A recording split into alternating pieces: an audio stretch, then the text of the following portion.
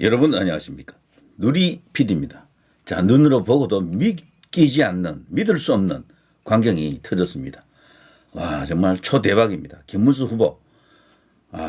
이분의 그 업적이랄까, 그 공덕이랄까, 이런 것이 정말 어마어마하군요.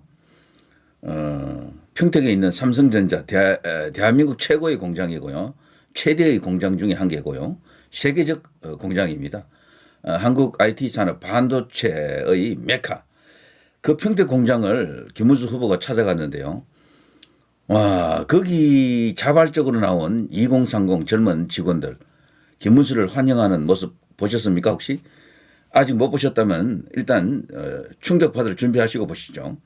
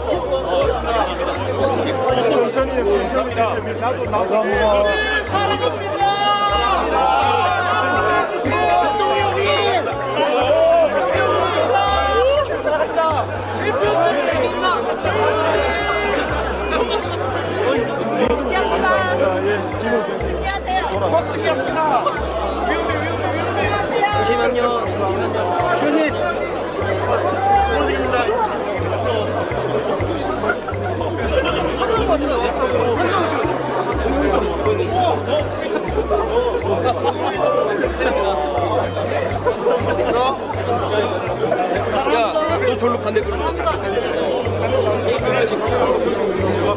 조심하세요. 손수영 화이팅! 손수영 화이팅!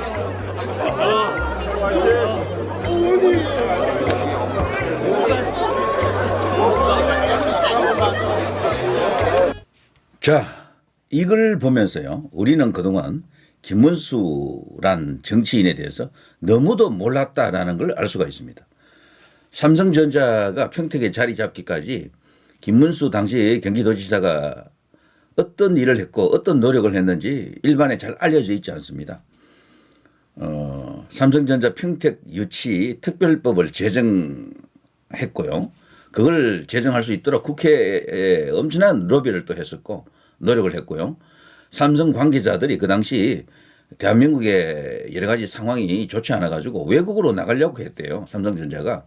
그걸 무려 700번이나 만나서 설득을 했다라고 합니다. 그래서 삼성전자가 대한민국 최고의 기업 공장이 평택에 유치된 겁니다. 그 과정을 이 삼성 직원들이 잘 아는 거죠. 저는 이 장면을 보면서 외국의 유명 그 가수들이 우리나라에 와서 내한 공연을 가끔 하잖아요. 그때 그 사람들이 전율을 느낀다라고 하는 것이 있는데 바로 떼창이죠. 떼창. 그 외국 노래를 따라 하잖아요. 직접. 여기가 영어권 국가도 아닌데도 불구하고 영어로 막 따라 한다고요. 노래를 같이 막 불러요. 그걸 보면서 가수 본인들이 그야말로 눈물이 날 정도로 흥분이 된다. 전율이 온다라고 합니다. 저는 이 김문수 후보의 이번 이 삼성전자 방문을 보면서 여기 지금 모여있는 젊은 2030들이 동원된 사람들이 아니에요. 자발적으로 김문수 온다더라 하니까 막 모여드는 거야. 그래서 떼창을 하는 겁니다. 김문수형이라고 하잖아요. 일부에서는 뭐 지지합니다라고 노골적으로 그런 말까지 나오고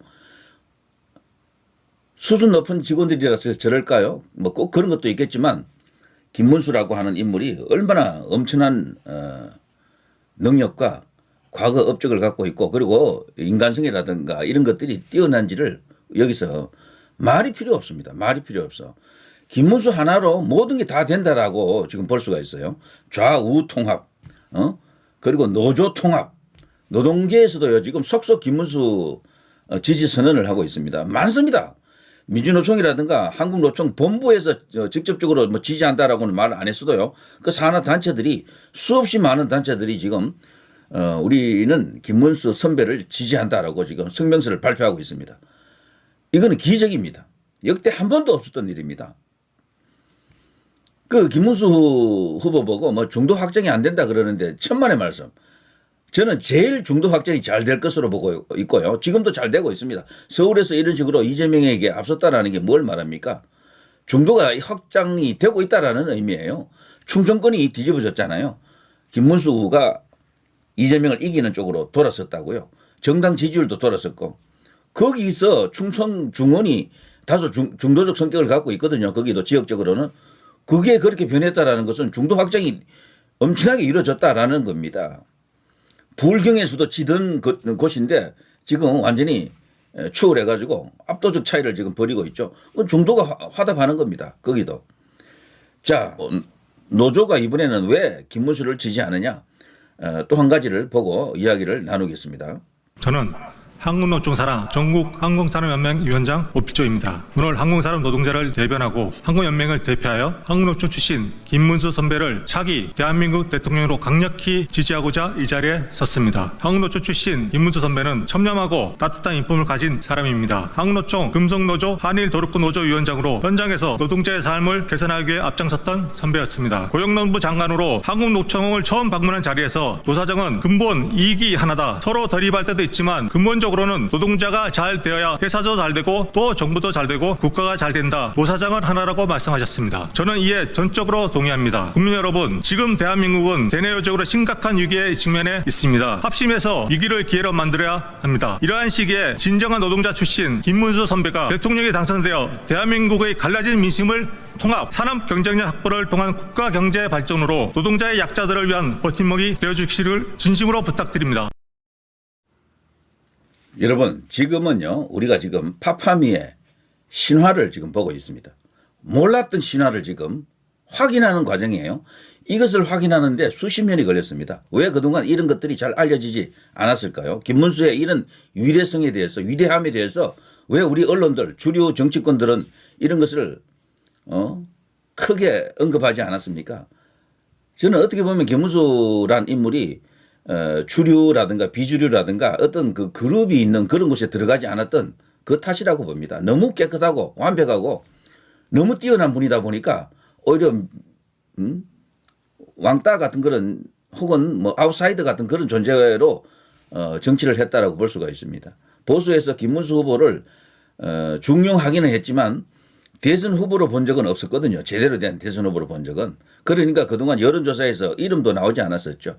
그랬던 것이 국회에서 그 전설 같은 그런 몇 가지 일화를 통해서 드디어 돌고래 부상을 했었죠. 박근혜 대통령에 대한 발언, 일본과의 관계, 일제치하 국적 발언 뭐 등등 여러 가지. 그리고 문재인은 김일성주의자, 뭐 당장이라도 사형에 처해야 된다 등등 아주 막 폭발적인 반응을 이끌어낸 그 발언들이 있습니다.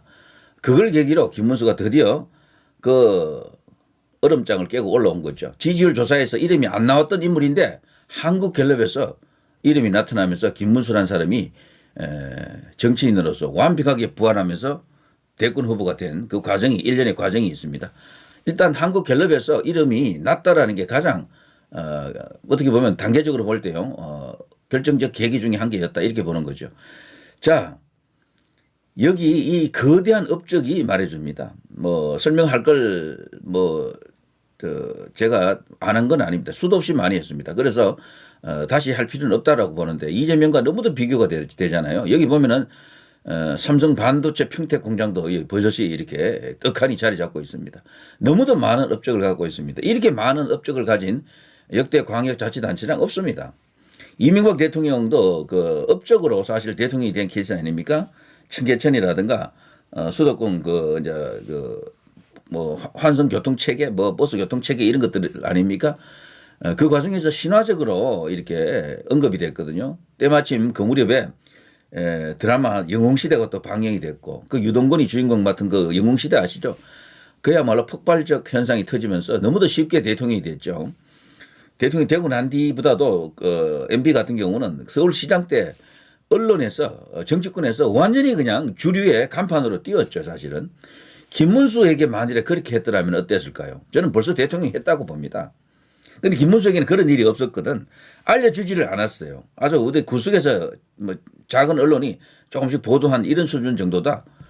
그러니까 이걸 주된 화제로 주된 어떤 뭐 주인공으로 이런 식으로 이제 대접을 하지 않았다. 자, 그것이 이번에 하늘의 뜻, 국민의 뜻, 시대 정신의 그 발로라고 보는데요. 드디어 김문수를 세상에 불러낸 것이다. 진짜다라는 말 자체도 우스울 정도로 진짜입니다. 이분은. 와, 정말 파도 미담이라는 말이 있지만 그것의 주인공 너무도 비교된다. 너무도 비교돼. 아, 정말 엄청납니다. 이재명 잡기 위해서 하늘이 만들어 놓은 카드다, 안배다 이런 말을 제가 오래전부터 했잖아요. 제가 욕을 먹으면서까지도 김문수 이야기를 계속 했던 것은 이런 과정을 어느 정도 예측을 했죠, 사실은. 왜냐하면 이재명을 잡을 수 있는 사람은 입으로 잡을 수 있는 게 아니에요. 그 사람을 잡으려면은 거대한 서사를 갖고 인생의 드라마를 갖고 이재명을 덮어버려야 됩니다. 이재명이 뜬 게 사실은 그거 때문이에요. 거기서는 그 야권에서는 이재명 같은 사람이 없었거든. 운동권은 있지만 그런 어떤 개천이 없었다고요. 개천용 같은 그런 분위기를 갖고 있는, 물론 이재명은 개천용이 아니고 개천 이무기, 개천 지렁이 이렇게 이제 우리 불러야 되겠죠. 그렇지만 그 민주당 그 지지층에서는 이재명을 특별한 존재로 봅니다. 역대 이제 대통령이 됐거나 대통령 후보급 된 사람들 중에 이재명 같은 그런 험한 길을 그 뭐랄까 소년공 어쩌고 저쩌고 하면서 그런 길을 걸어와가지고 자수성가해가지고 뭐 이렇게까지 올라온 사람이 없거든요. 그래서 나름대로 그것이 기반이 되었다라고 볼 수 있는데 김문수의 길을 보게 되면은 김문수의 서사 드라마 인생 스토리를 보게 되면은 이재명이 걸어온 그 길을 그냥 덮어버립니다. 덮고도 어마어마하게 많이 남습니다. 거대한 어떤 한 인간의 위대함이 거기 녹아 있습니다. 이것만 알리면 돼요. 이재명 너 죽으라 이런 말 할 필요도 없어요. 김문수가 얼마나 대단한 사람인지, 왜 이 시대가 김문수를 필요로 하는지, 앞으로 김문수가 할 일이 무엇인지 이런 것을 이야기하는 게 가장 큰 경쟁력입니다. 한동훈이 김문수 후보를 위해서 현장에 가서 뭐 같이 손 들어준 것은 좋은데 거기 가서 김문수의 위대함에 대해서 이야기를 해야 돼요. 거기서 그런 말을 한마디도 안 하고 이재명이 대통령 당선되면 안 됩니다. 이런 말은 우리 국민들이 이미 다 알고 있어. 하나만아야.